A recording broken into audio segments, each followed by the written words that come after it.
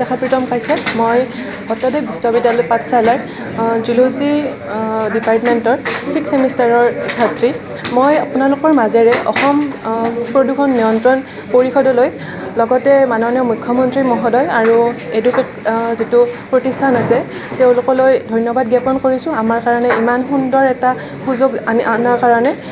এইটো সুযোগ মূলতঃ পৰিৱেশ সুৰক্ষা আৰু ছাষ্টেইনেবল ডেভেলপমেণ্টৰ ওপৰত কৰা হৈছে। গতিকে আমি ইয়াত থিয়ৰীৰ বাহিৰেও যিখিনি প্ৰেক্টিকেল বা হাতে কামে যিখিনি মানে উপায় আছে তাৰ ওপৰত আমাক শিক্ষা দিয়া হ'ব। গতিকে এনেকুৱা এটা ডাঙৰ সুবিধাৰ কাৰণে আমি মানে নথৈ গ্ৰেটফুল আৰু তাকে ক'ব বিচাৰিছোঁ। গতিকে তেওঁলোকৰ পঢ়াৰ ক্ষেত্ৰত এইটো কামত আহিব আৰু ভৱিষ্যতলৈ মই নিশ্চয় একদম চিয়'ৰ যে যদি আপোনাৰ ছসপ্তাহৰ এখন চাৰ্টিফিকেট থাকে এখন টপ ৰেংকিং ৱৰ্ল্ড ইউনিভাৰ্চিটিৰ পৰা, ডেফিনেটলি তেওঁলোকে চাকৰি বা অন্যান্য ক্ষেত্ৰত সুবিধা পাব। কিন্তু এতিয়াই জবৰ কথাটো অহা নাই, আমি জবৰ চিন্তাই কৰা নাই। মানে এইটো হ'ল তেওঁলোকৰ বৌদ্ধিক উন্নয়নৰ কাৰণে, তেওঁলোকৰ ইণ্টেলেকচুৱেল কেপেবিলিটিজ, চিন্তা শক্তি, বাহিৰত কি কি কাম হৈ আছে, কেনেকুৱা গৱেষণা হৈ আছে, সেইবোৰ জানিবৰ কাৰণে আমি এই অনুষ্ঠানটো কৰিছোঁ। ইয়াতে জবৰ কথাটো এতিয়া অহা নাই সদ্যহতে গৈ পেলাই, কাৰণ তাতে বহুত পঢ়িব আছে। ডিগ্ৰী পাছ কৰি পেলাই BSc পাছ কৰি MSc পঢ়িব, MPhil কৰিব, PhD কৰিব, তেতিয়াই চাকৰি কথাটো আহিব গৈ পেলাই। এতিয়া যেতিয়া বিদেশত গৈ এই কোৰ্চটো শিকি আহিব বা পৰীক্ষা লৈ আহিব, সেই ছাত্ৰ ছাত্ৰীসকল অসমত আহি পেলাই কি সুবিধা লাভ কৰিব পাৰিব?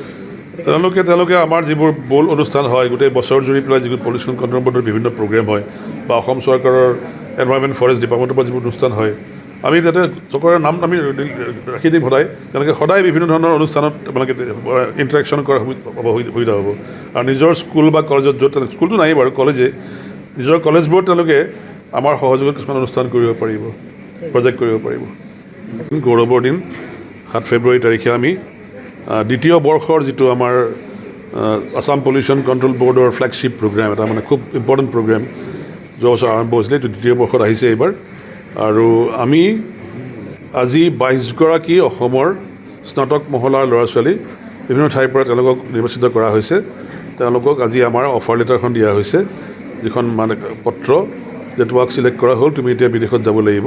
4 পৰা 6 সপ্তাহলৈকে এইবছৰ 55গৰাকী ল'ৰা ছোৱালীয়ে বিদেশৰ 7খন দেশলৈ যাব আৰু তাত গৈ পেলাই তেওঁলোকে এটা ইণ্টাৰ্ণশ্বিপ বা প্ৰশিক্ষণ ল'ব বিজ্ঞানৰ বিভিন্ন বিষয়ৰ ওপৰত, বিশেষকৈ পৰিৱেশ বিজ্ঞানৰ ওপৰত, এনভাইৰনমেণ্টেল ছায়েন্সৰ ওপৰত। আৰু মূল উদ্দেশ্যটো হ'ল যে এইটো মুখ্যমন্ত্ৰীৰ গ্ৰীণ ফেলোশ্বিপটোৰ উদ্দেশ্যই হ'ল যে ভৱিষ্যতলৈ অসমত আমি এটা সেউজ বাহিনী গঠন কৰিম, ইউথ এটা ফ'ৰ্চ, টাস্ক ফ'ৰ্চ, যিটোৱে বিভিন্ন সময়ত তেওঁলোকে আমাক অসম প্ৰদূষণ নিয়ন্ত্ৰণ পৰিষদ বা অন্যান্য যিবোৰ কথা আছে চৰকাৰী অনুষ্ঠান সকলোকে যথাযথ বৈজ্ঞানিক বিশ্লেষণ বা যথাযথ বৈজ্ঞানিক কিছুমান তথ্য উদ্ঘাটন কৰাৰ কাৰণে সহায় কৰিব। আপোনালোকৰ চাগে সকলোৰে মনতে আছে, আমি যোৱা বছৰ 2024-25 বৰ্ষত 60গৰাকী ল'ৰা ছোৱালীক 9খন দেশলৈ পঠিয়াইছিলোঁ under chief minister's green fellowship programme. আৰু অতি সুন্দৰকৈ সুখ্যাতিৰে গোটেই সেই ল'ৰা ছোৱালীয়ে তেওঁলোকে প্ৰশিক্ষণ লৈ আহিছে। এইবাৰ 7খন চিলেক্ট কৰা হৈছে বিশ্ববিদ্যালয়, আৰু গোটেই পুঁজিটো আমাক মাননীয় মুখ্যমন্ত্ৰীয়ে যোগান ধৰিছে। তেওঁ কৈছে অসম প্ৰদূষণ নিয়ন্ত্ৰণ পৰিষদে আমি যিটো পুঁজি দিয়া হ'ব সেই পুঁজিৰে অনুষ্ঠানটো চলাব লাগিব। এইবাৰ তেওঁলোকে যাব, প্ৰথমতে ইংলেণ্ডটো আছে, UK, তাৰপিছতে মালয়েছিয়া, আমাৰ একদম ওচৰত এছিয়ান দেশ হিচাপে, জৰ্জিয়া আছে, আলবেনিয়া আছে, তুৰ্কী আছে, পোলেণ্ড আছে, এইবোৰত যাব তেওঁলোকে। আৰু বছনিয়া হাৰ্জেগোভিনা ইউৰোপত।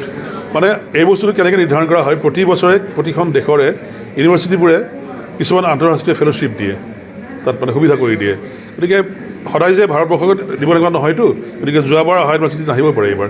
কিন্তু এইবাৰ আমাৰ যিটো মূল পাৰ্টনাৰ, আমি যাৰ জৰিয়তে এই গোটেই অনুষ্ঠানটো কৰিছোঁ, মেছাৰ্ছ এডুপেক বুলি, ভাৰত চৰকাৰৰ প্ৰধানমন্ত্ৰী যোজনাৰ আণ্ডাৰত তেওঁলোকে এটা ৰেজিষ্টাৰ্ড বডি। যোৱা কিছু বছৰ ধৰি পেলাই অসমত তেওঁলোকে ইঞ্জিনিয়াৰিং কলেজ, এগ্ৰিকালচাৰ ইউনিভাৰ্চিটি এইবোৰৰ পৰা ল'ৰা ছোৱালী বাহিৰলৈ পঠিয়াই আছে বুলি সুবিধা কৰি দিয়ে। এইটো ফেলোশ্বিপৰ চিফ মিনিষ্টাৰ্ছ গ্ৰীণ ফেলোশ্বিপৰ মূল কথাটো এইটোৱেই যে পাছপৰ্টখন যিটো ল'ৰা ছোৱালীয়ে কৰিব, সেইখিনি যিটো সামান্য খৰচা হয় পাছপৰ্টখন বনোৱাৰ, সেইটোৰ পিছত আৰু কোনো খৰচ নাই।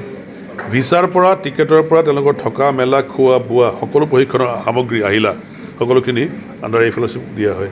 গতিকে আমি অসম প্ৰদূষণ নিয়ন্ত্ৰণ পৰিষদ হিচাপে অত্যন্ত গৰ্বিত যে মুখ্যমন্ত্ৰীয়ে দ্বিতীয় বছৰৰ কাৰণেও আস্থা ৰাখি পেলাই আমাক এই পুঁজি যোগান ধৰিছে আৰু কৈছে আপোনালোকে প্ৰগ্ৰেমটো কৰি যাওক। গতিকে আজি মানে মই সেইকাৰণে কৈছোঁ যে আমাৰ কাৰণে সকলোৰে কাৰণে এটা আশাৰ দিন, আনন্দৰ দিন, যে চকুত উজ্জ্বল জ্যোতি লৈ পেলাই ধেমাজি ঢকুৱাখানা বা হাইলাকান্দিৰ পৰা বা কোকৰাঝাৰৰ পৰা বা অন্যান্য চহৰ নগৰৰ পৰা অহা ল'ৰা ছোৱালীৰে এটা মিশ্ৰিত দল 22গৰাকীয়ে প্ৰথম পৰ্যায়ত আজিৰ পিছত যাত্ৰা আৰম্ভ কৰিব আৰু পৰৱৰ্তী পৰ্যায়ত দুসপ্তাহৰ ভিতৰতে আমি আৰু 33গৰাকী অলৰেডি মানে নিৰ্বাচন কৰি থোৱা আছে আমি তেওঁলোকক পঠিয়াব লাগে তেনেকৈ আমি অফাৰ লেটাৰ ডিষ্ট্ৰিবিউট কৰিম আৰু আপোনালোকৰ সহায় বিচাৰিছোঁ আমি যিকোনো খবৰৰ বাবে যোগাযোগ কৰক আমাৰ এই নম্বৰত 9181 307 2221